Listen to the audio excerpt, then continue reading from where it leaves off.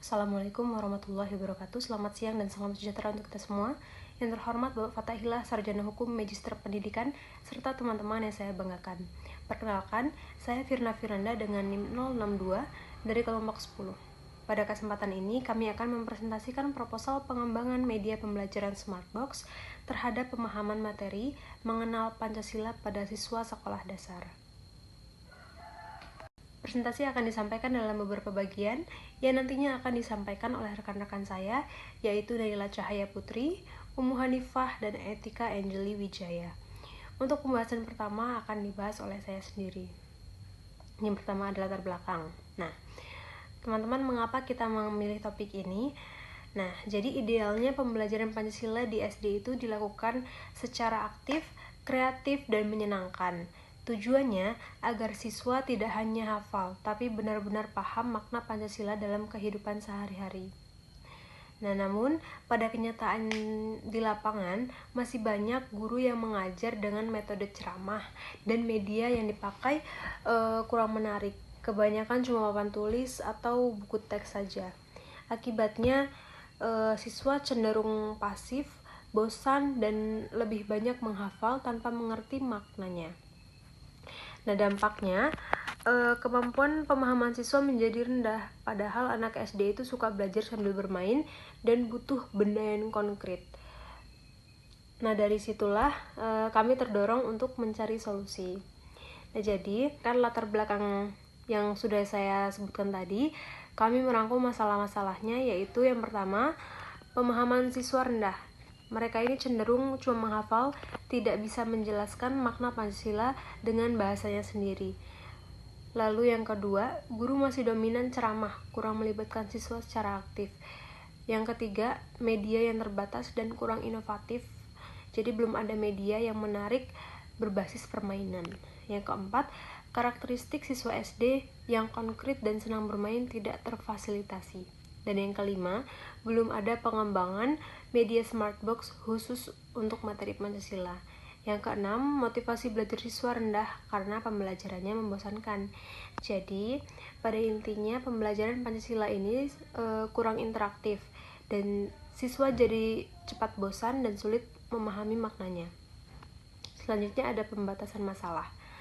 Nah, agar penelitian kami fokus dan tidak melebar, kami batasi ruang lingkupnya pada yang pertama, materi yang kita pakai yaitu pengenalan Pancasila.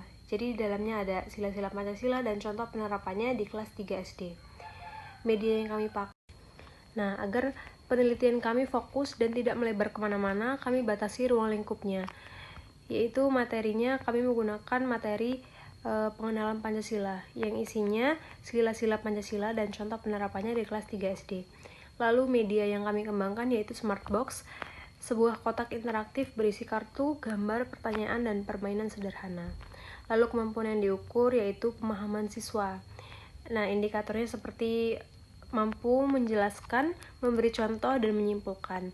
Subjek uji cobanya yaitu siswa kelas 3 di 1 SD, bukan seluruh jenjang.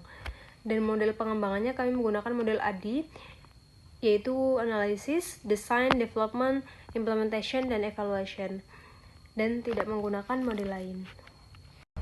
Dan selanjutnya akan disampaikan oleh rekan saya. Baik, yang selanjutnya itu ada rumusan masalah, yang dimana pada bagian rumusan masalah ini penelitian kami berfokus pada penggunaan media Smartbox dalam pembelajaran Pancasila. Jadi yang ingin kami ketahui, apakah media Smartbox dapat membantu meningkatkan kemampuan pemahaman siswa terhadap materi mengenal Pancasila. Dan yang selanjutnya itu ada tujuan pengembangan. Tujuan dari penelitian ini yaitu untuk mengetahui apakah penggunaan media Smartbox dapat meningkatkan pemahaman siswa pada materi mengenal Pancasila. Selain itu, penelitian ini juga bertujuan untuk menciptakan media pembelajaran yang lebih menarik sehingga siswa lebih aktif dan semangat dalam mengikuti proses pembelajaran.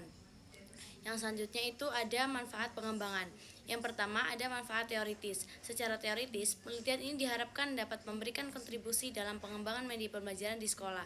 Penelitian ini juga dapat menjadi tambahan referensi atau sumber informasi bagi peneliti lain yang ingin mengembangkan media pembelajaran inovatif, khususnya pada materi Pancasila.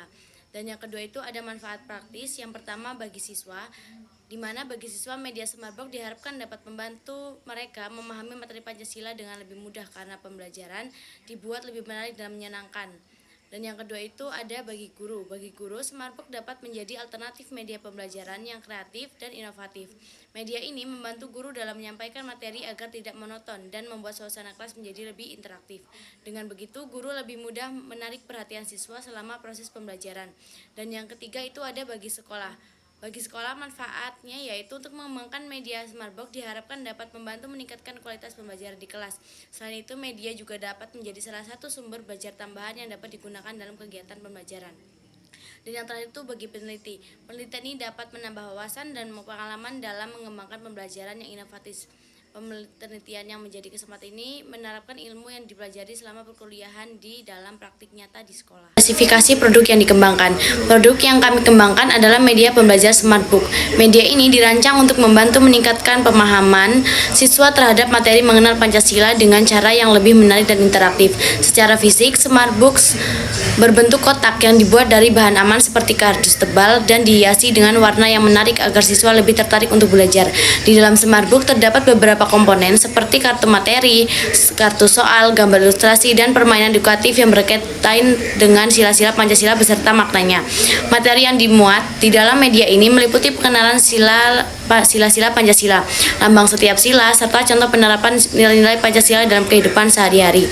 Selain itu, terdapat juga aktivitas sederhana seperti mencocokkan gambar dan menjawab pertanyaan untuk membantu mengukur pemahaman siswa. Dalam penggunaannya, media Smartbox dirancang agar mudah digunakan baik oleh guru maupun siswa. Media ini dapat digunakan secara individu maupun kelompok sehingga dapat meningkatkan interaksi dan kerjasama antar siswa selama pelajaran berlangsung.